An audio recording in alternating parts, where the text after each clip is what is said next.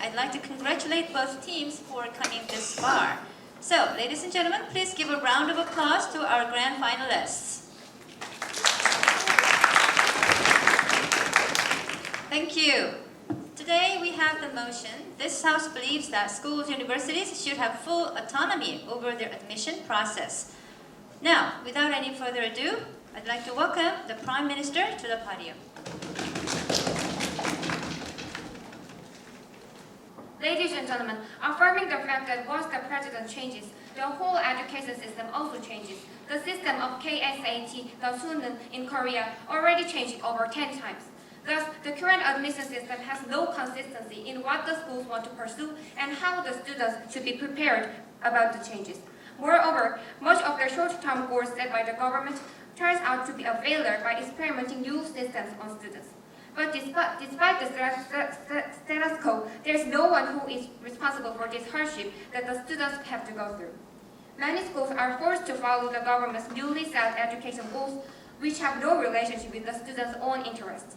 Therefore, the schools and the universities try to achieve actual qualification regarding admission policy against the current system that only brings about the further confusion among both parents and the students. And if not, in other words, if the motion is failed, the schools have to abandon their core values of education in order to follow the government's aims. Thus, we the proposition strongly believe that since it is time to change the education field, full autonomy of our admission process should be granted for schools to help bringing the minimum consistency related to education atmosphere and to allow schools freely explore the virtues and the principles they wanted from the students. And there are three strong constructive arguments to support our stance. The first is the true value of education, and the second is the necessity of this motion. And there will be two aspects. First, establishing an educational authority for schools, and the second aspect will be about the freedom of choice. And the last argument will be the effectiveness by passing this policy. The first argument will be elaborated by me, the Prime Minister, and the last argument will be covered by the Deputy Prime Minister. Before providing our main arguments, I will first define some terminologies in today's motion. The term schools and universities will involve both private and public institutions, and the term full autonomy refers the power to decide the specifics, dynamics, and the general contour of the admission process, depending on the school's own needs and the virtues. Now, moving on to our first argument, it is about the true value of education. Ladies and gentlemen, the value of education comes from the freedom to pursue what each individual wants to achieve and actualize. In order to motivate students to study hard and put much effort in studying, the goal of education should be internalized. However, when the society forces a certain value to the individuals, there is less motivation and less pleasure in making steps toward education. This is why the various kinds of options should be given for students regarding the university admission process. What we want to emphasize is that the broader and more diverse range of choice in administration is only granted when the schools are allowed to set their own goals. Different schools have different needs, ladies and gentlemen. According to their religion, prioritize research areas and virtues, and popular departments, schools want students that are suitable with their interests. For example, when Yonsei University invested in Incheon Free Economic Zone by establishing a Songdo campus, it means that they have a clear desire to encourage more globalized talents. However, since President Park forced many schools to reduce the ratio of sushi or the non-scheduled admission tests, it became difficult for the Yonsei University to select students with language abilities and global aspects and the global aspects only by KSAT. In this case, many universities lose their own color when they provide a uniform standard in the admission process. Accordingly, the students have less opportunity to explore their dynamics and utilize them from the beginning step of the process. Why this status quo is so problematic, ladies and gentlemen? This phenomenon leads the students to choose the standardized form of education regardless of their talents in different and diverse areas. Furthermore, when such enforced educational values become normalized among the students, the purpose of entrance exam itself turns into a meaningless competition, ladies and gentlemen. Whenever the regime changes, the students have to follow the new trend of the exam, regardless of the inner talents and desires in the education. This not only lacks the consistency, but also diversity in education that makes students to lose true motivation about why they study. This is actually a serious result of education when the government sets a standardized qualification for admission process. Education itself loses the true value. What am I told you today, ladies and gentlemen? The true value of education. The true value of education is only granted when the schools are allowed to set their own goals. What we want to emphasize is that the university itself has different needs with different schools have each different needs, ladies and gentlemen. I have provided the specific example about Yonsei University to pursue their own virtues and principles of the university. I want to emphasize that true value of education in Korea should be guaranteed, and it would be guaranteed only by the means by passing this policy. Thus, we are proud to propose. Thank you. Now I'd like to welcome the leader of opposition to the podium. Good afternoon, ladies and gentlemen. Today we're debating on the topic, this House believes that schools should have full autonomy over their admission processes. And we, the opposition teams, will rightly prove to esteemed adjudicators that today's motion rightly falls down by negating the proposition's points. So, ladies and gentlemen, imagine that your family isn't economically sufficient, and imagine that you go to universities based on your family's economic situation, not based on the skills and your abilities. Wouldn't you feel that it is so unfair? Because it isn't your fault that your family doesn't have enough money to invest on your education. And moreover, as I will mention again in my constructive speech, the school is a place different from corporations and companies, ladies and gentlemen. The school is a place for education and the students. A school should pursue the development of the students' work, not their personal profits. This example also leads to our first point. Now moving on, ladies and gentlemen, I'd like to lay out some problems that influence our stance in today's debate. This is full autonomy, ladies and gentlemen. This means that the government has zero influence on these schools. However, there should be some restrictions from the government, because if we don't, these schools will only seek for their profits. This also relates with the arguments. I, as the leader of opposition, will explain our first 2 points about the education being a public thing and the corruption of education. Our Deputy Prime Minister will talk about the social education atmosphere, and our whip will break down the clashes of today's debate. But before moving on to my speech, I'd like to rebut to what the Prime Minister has said. So she talked about the true value of education. As the Prime Minister has said, we agree that the true value of education comes from students. However, we believe that this full autonomy can rather lead to corruption, as I will further elaborate in my second argument. And she said that giving full autonomy will make students find their real skills and their potential and talent, but giving full autonomy doesn't mean that students will find talent. What the government has to do is to further explain about this principle that the Prime Minister has provided us. So, we, the opposition side, want to talk about what kind of society we should seek to build. Do we want to make a survival for the fittest, where the strong may give in all the rights and privileges? Do we want a society where people live in with all their humanity and dignity intact? I would say the latter. When competition is not checked, it becomes a harmful effect on society. Ladies and gentlemen, we have come a long way from Joseon Dynasty, where people were placed in social hierarchical position based on one's birth. Today, your place of birth does not determine your social status, but your talent and your ability. A ruler of a country born into the place is not the most competent ruler. A poorly born person, if he or she has the ability, should not be stopped from governing a country limited by his or her place of birth. Ladies and gentlemen, let's take a look at President Barack Obama. Barack Obama is the son of a Kenyan exchange country limited by his... Barack Obama is the son of a Kenyan exchange student.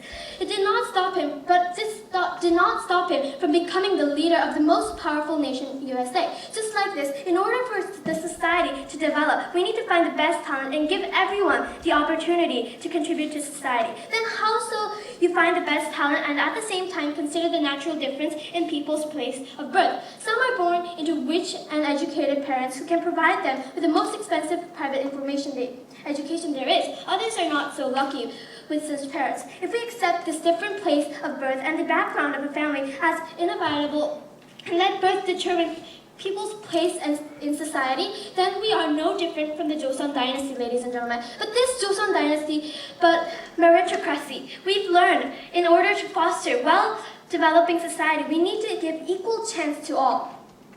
Only allowing everyone the chance to learn and compete in an even playing field do we find the best and the most talented individuals. If society loses out on finding talents from the whole population because only the rich can go to the handful of best schools and leaders only come out from these handful number of schools, would be to lose out. Even statistically speaking, finding the best talent from greater number has more chance than limiting the selection from a smaller pool of people. And the opposition side believes that adjusting the playing field so that it becomes more even leveled for everyone requires right standards of admission by the schools. And moving on to our second argument. When we consider education as a good, which you can buy and sell, it corrupts. We buy and sell products. Every day we buy items such as clothes, pens, notebooks, and etc. However, nowadays more goods seem to be for sale. Not just pens and notebooks, but also education. Education is a commodity you can buy with money. And the schools are like businesses, starting from kindergarten to high schools. There are private schools that act more like they are entrepreneurs in capitalism than they are schools and educations. And more, the money is related to education. Harvard professor Michael Sandel, in his book, What Money Can Buy, says that over the last few decades, we've become a market society where almost everything is up for sale. And the problem where money determines access to necessities such as health and education, inequality matters more than it otherwise would. So therefore, deregulation in education is dangerous. We love freedom and autonomy, and market loves this stuff. And the proposition side may argue that what right does government has when it is the consensual agreement between schools and parents to pick the best students to give them better chance for higher education. And the parents to pick the best students to give them better chance for. But the opposition side strongly believes that we cannot put individuals' preferences before the interests of the society as a whole. So therefore, since we the opposition team, believe that if we pass this motion, that there will be no equal opportunity and there will be the corruption of education, we strongly disagree to today's motion. Thank you, and I end my time.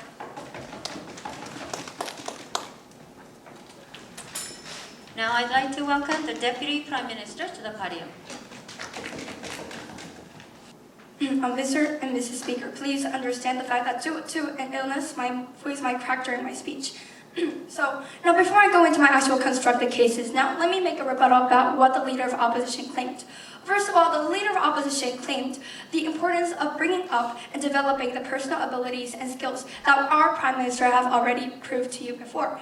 However, this point that the personal abilities are very significant is basically an agreement to our own stance. It is also greatly contradicting to their own arguments. Ladies and gentlemen, we want to point out that in order to find these personal abilities, the government should allow diversity within their own schools and universities, and they should be able to select their own admission standards based on their own characteristics with the whole authority to choose their own standards. Now, onto the constructed cases, ladies and gentlemen. Our team's second constructed case we want to prove to you is the necessity, which will be explained by two main aspects. Ladies and gentlemen, the first aspect is about the educational authority. Our team proposition will prove to you why both the private and public schools need full authority. Ladies and gentlemen, private institutions like Korea University, such as Women's University and Yonsei University, are independent from the government. Although they receive partial funding from the government, they have their own financial managing authority and were actually established from the beginning to fulfill their own virtues. For instance, Christian schools pursue Christian values, and in this sense, they have their own rights to run their institution. Especially when it comes to how to pick their own students, ladies and gentlemen, their decision-making procedure should be guaranteed free from intervention. Because, ladies and gentlemen, students are what private institutions lose their gravity in selecting, or what constitute the school to pursue their own values. When the government intervenes, ladies and gentlemen, the private institutions lose their gravity in selecting which research area they actually want to invest in the most and push for certain professors in certain departments and the direction the school wants to head for based on their actual characteristics. Ladies and gentlemen, all these school virtues derive from the students that actually lead changes and achievements according to the school's desires. And even the public institutions like the Seoul National University or the University of Seoul could be guaranteed to have their own rights and admission policies. Although the government is able to fund or subsidize these institutions, it should not go to the extent of trying to control over the actual institution. Ladies and gentlemen, education itself should be pure and free from power politics. And nevertheless, when it receives actual active intervention from the government, there is much room for abuse.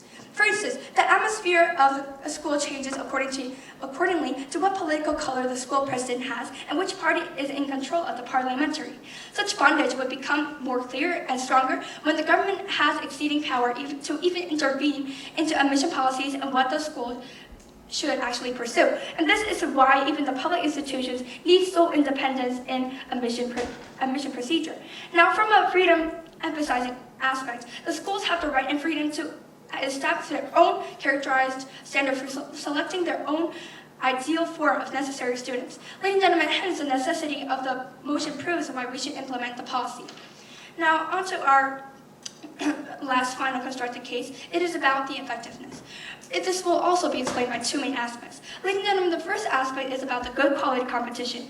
When a admission procedure no longer becomes an unilateral decision by the government, the parents and schools will utilize more resources and become more competent.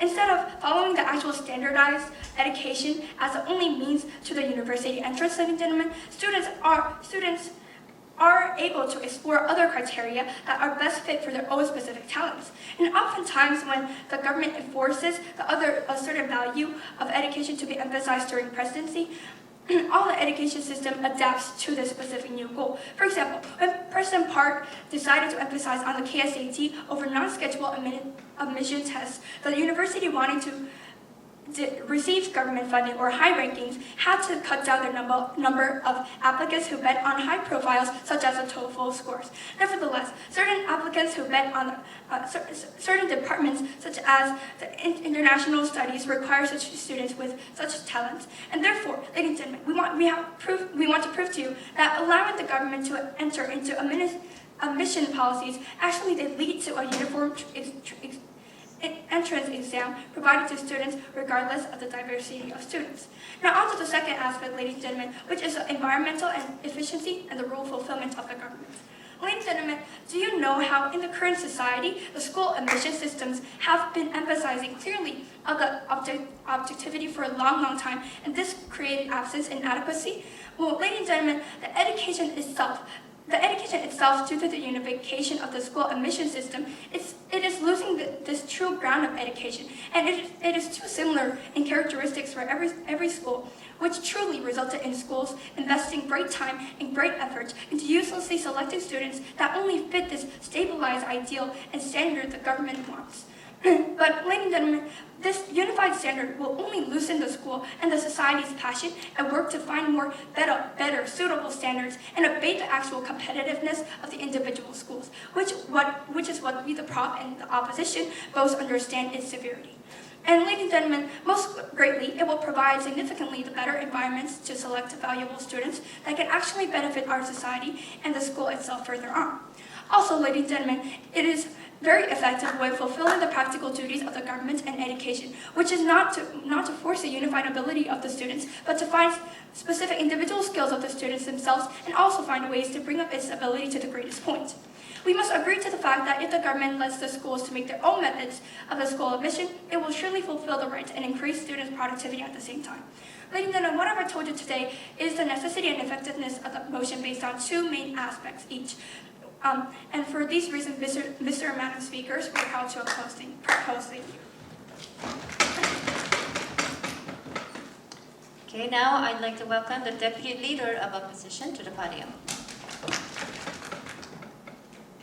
Before I go on to my arguments, I would like to briefly revert to what the proposition has elaborated on. So, first of all, the Prime Minister has said that the true value of education is only settled when the universities are guaranteed to get the full autonomy instead of the governments. However, we believe that even when the universities do not have the full access to their autonomy, they can make the freedom of the universities and they can make their good students. Also, the Deputy Prime Minister said that we need the government's autonomy to give the universities we need to give the universities full autonomy. However, we strongly believe that the universities can just make good students when they don't have the full autonomy, as I just said before in my rebuttal. So she also talked about that the effectiveness of the things, but we don't mean that we will just follow everything that the government does and everything of the government's example, but we're just talking about that this corruption needs to be stopped. So now I would like to go on to my constructive speech. So our third argument is about the social educational atmosphere. University admission gives a crucial influence on the educational background. So, ladies and gentlemen, the process of admission in high-class university affects the entire social education atmosphere.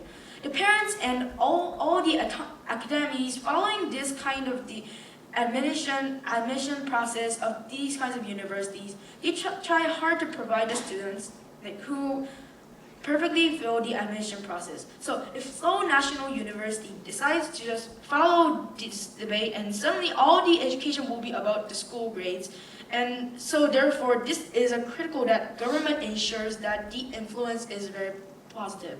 So ladies and gentlemen, we believe it is very important duty of the government to make sure that the university admission process is giving just a positive and good influence on education. This is because, as you know, education is taking a very great portion in government's developing. So as our motion today states that when we pass the motion today, we are just giving every of the autonomies to the universities so that the government just can't control any autonomy. So what will happen when we just can't control the university's autonomy? So there will be several different universities which put out policies that content the society and what's wrong to the society. So these things are needed to be stopped by the government. So, however, when we allow this motion to be passed, and so when the government loses the autonomy of the universities, they can't control these universities. They have none of these kinds of autonomy, so the university has all the power of changing their policies and things. So, thus, consequences like the government just watching this situation could happen. So, there can be a problem just like this happening just because of that social educational atmosphere are being changed. So the interfere of the universities will be a great deal to our current students who are just studying very hard for going on to universities such as the Seoul National University.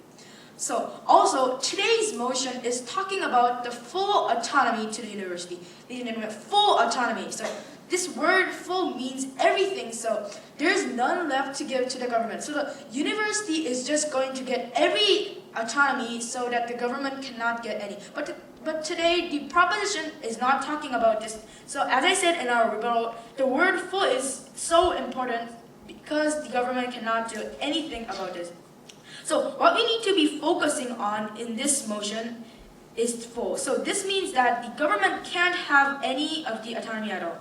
So we just mean that the government needs a partial of these kind of autonomy, but not everything of this autonomy of the universities. So, in the right path, we can't prove that the universities will just go on a right way. So we need the government to keep checking on this kind of universities and let them go on to a right path so they should not be corrupted. So therefore, because the motion strongly states that the word full and the social educational atmosphere makes a big change in our current educational flow, and because the proposition here is not thinking about the word full in today's motion, we believe that we strongly oppose to today's motion. This House believes that students and schools and universities should have full autonomy over their admission process. Thank you. Now I'd like to welcome the Governor and the Whip to the podium.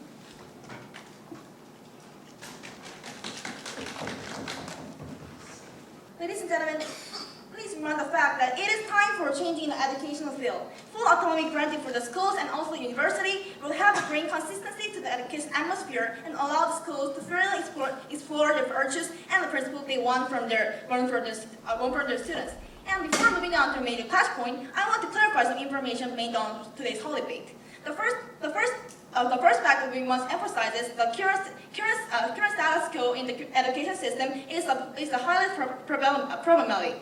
It is because the government system's objectivity is too emphasized, so by this it loses its validity. What the opposition claim is inefficient to select students with any diversity, and also hard to pursue the pure education if that's value.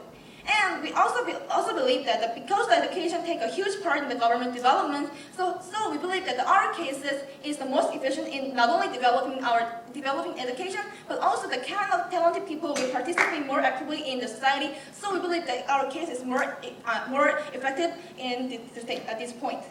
Now, I will provide you the major touch points made on today's debate.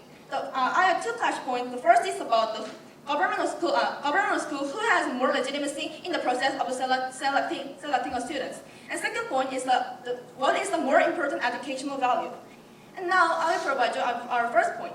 Ladies and gentlemen, who is the most suitable people to know about their kids? The answer is that those parents. They decide what the kids need and where the kids show exceptional talent is, and they also struggle to lead the kids into a very good way.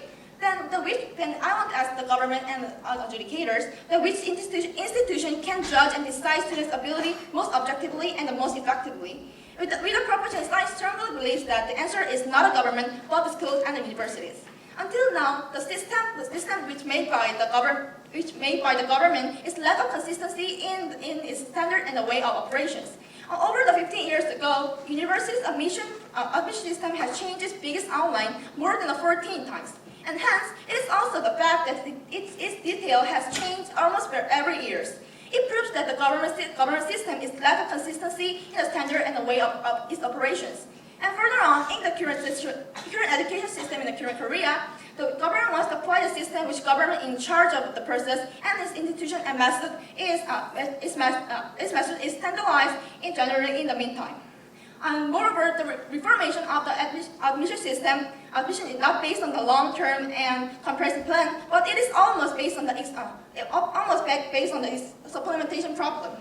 And from this aspect, we can assure that the government system has a huge problem, and it also loses its legitimacy that the government system is the most proper and appropriate system to select the students. However, the school and university have different situations. Because the school and universities can differentiate with the government too. They could gain their qualification fully in the section which the schools and universities' main purpose is to pursuing the pure education. And furthermore, the schools and the university have the full right to select talented students that what they want. And based on their rights, they can select more qualified students, and this is why we believe that the school has legitimacy in the way of selecting the students. Ladies and gentlemen, we believe that the objectivity is the only way that the government could gain legitimacy in the admission process. However, the objectivity, because the government side loses opposition side loses objectivity because it's emphasized too much, and also it loses its validity too. And also in other aspects has ignored too much, so we believe that the government is illegitimate institution in the selecting of students. And moving on to our second point, it is about the education. What is the most important educational value? And ladies and gentlemen, education is valuable by education itself, and also it's the conception which we should emphasize than any other things. And also, ladies and gentlemen, the education is an important value that cannot be used by any tools or any methods. However, under the current educational system, it is pretty hard to pursue the education itself's main purpose and its main value. And under the current system, the students recognize their strength into a rival and another co-worker or the colleague. And they live like their school and a grade too. And also the interest problem is their ultimate goal for the whole life. However, it's violates the education's main purpose rather than provide various experiences to students or encourage students' development too.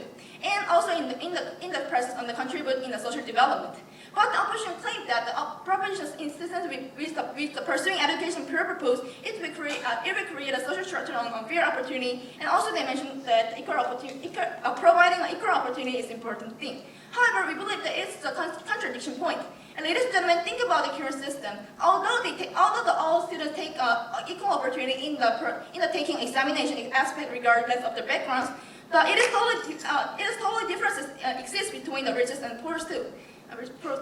Ladies and gentlemen, we believe that the full autonomy granted to students and the universities is the most effective way to consider the students' ability, which is all different, and also is the great way to students find school which is more efficient and more suitable. And by this, we could achieve the main and pure purpose of the education too.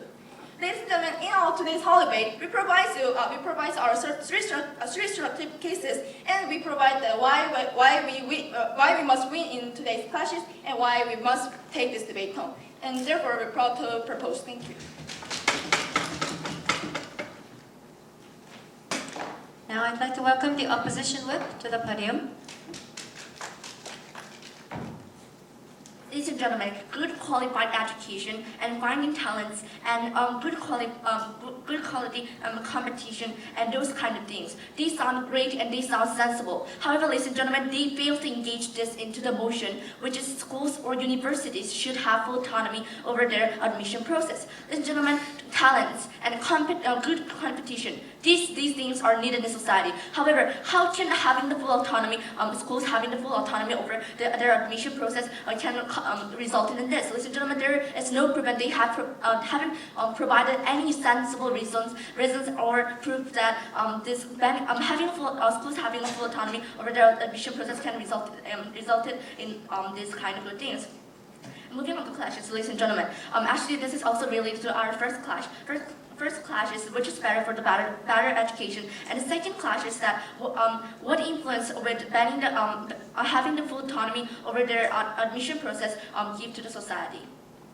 And moving on to the first clash, which is better for which is good for the better education, ladies and gentlemen.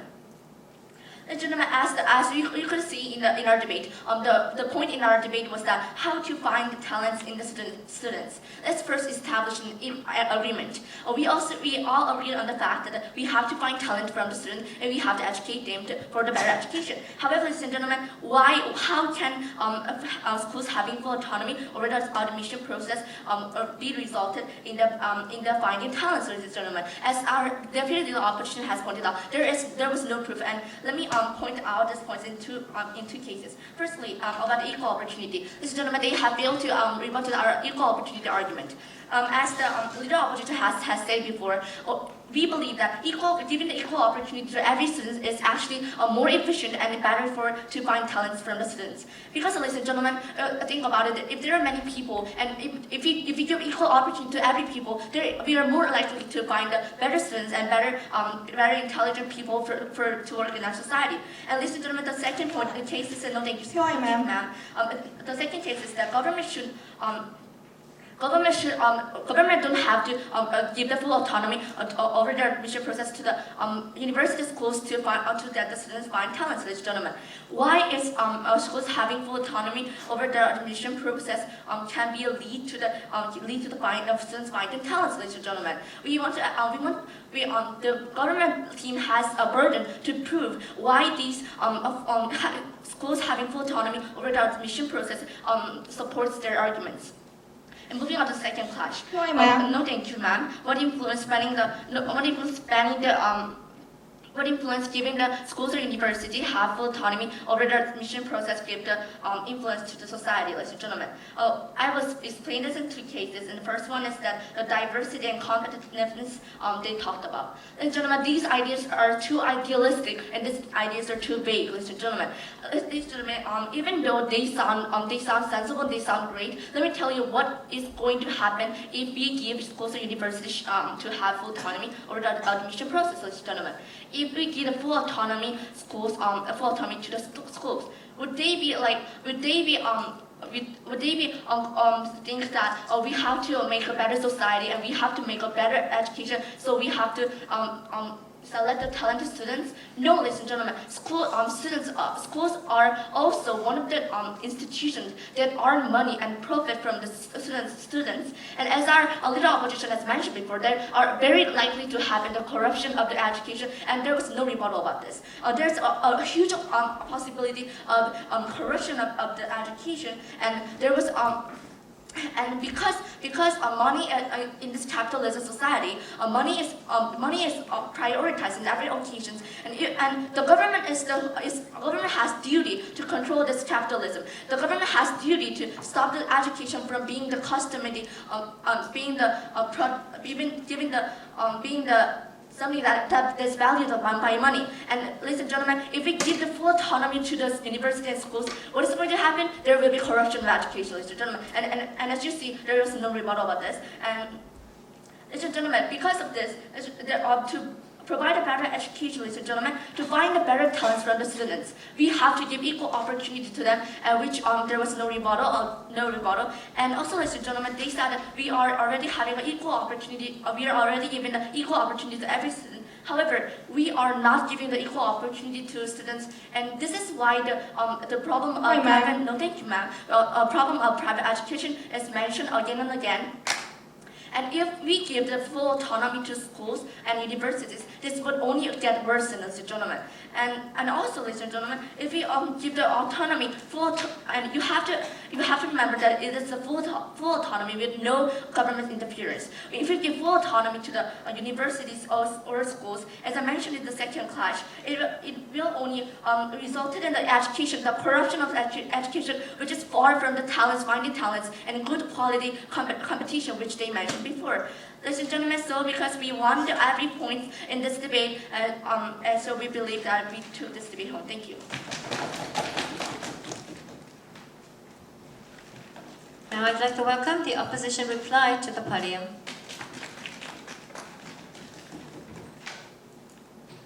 Madam Speaker, and ladies and gentlemen, today we're debating on the topic this House believes that schools should have full autonomy over admission processes.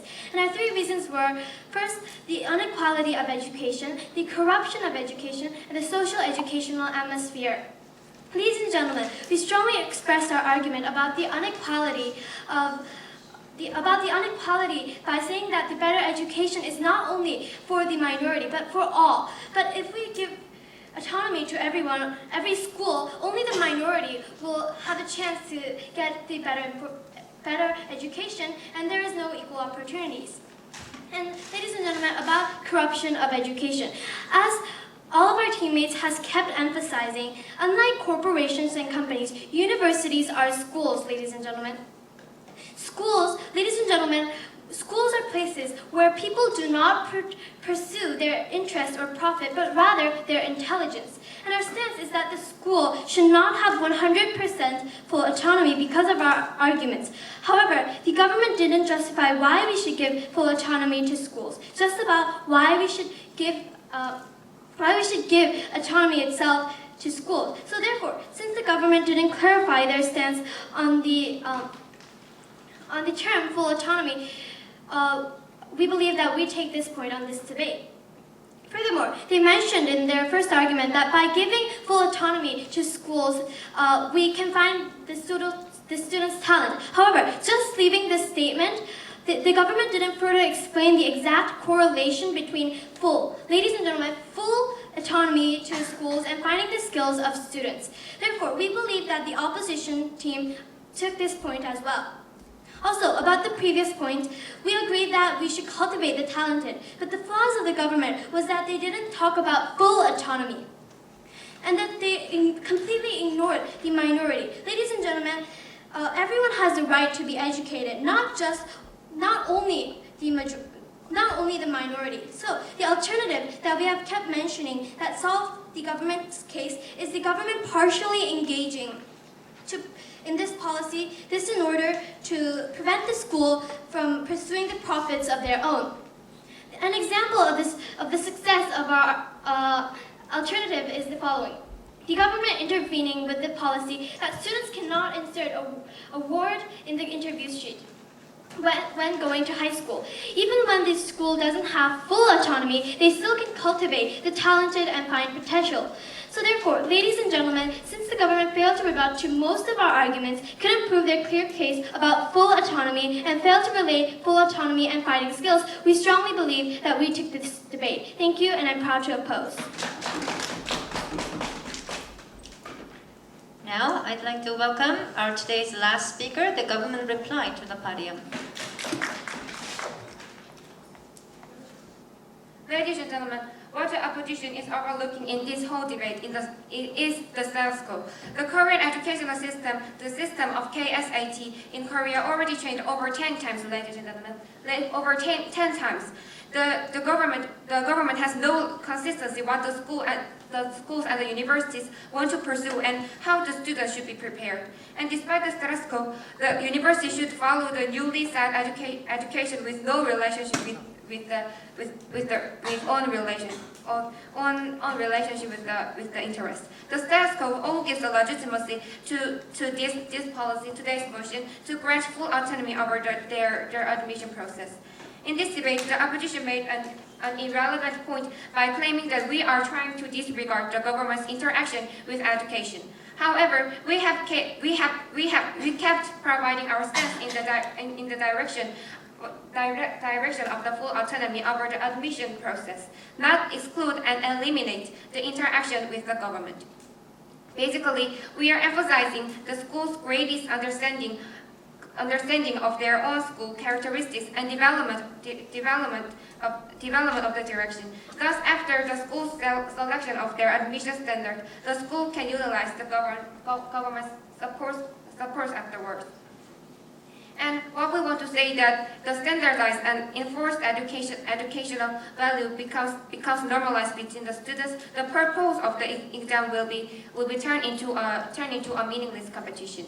And also the opposition side said that we didn't provide any reasoning why we should give full autonomy, but throughout the whole debate we have engaged to this matter by giving three main constructive arguments, which were true value of education and necessity of the education authority, and guaranteeing the freedom of choice for the universities and the schools. And we also said that by passing this policy, we can guarantee the effectiveness in the society.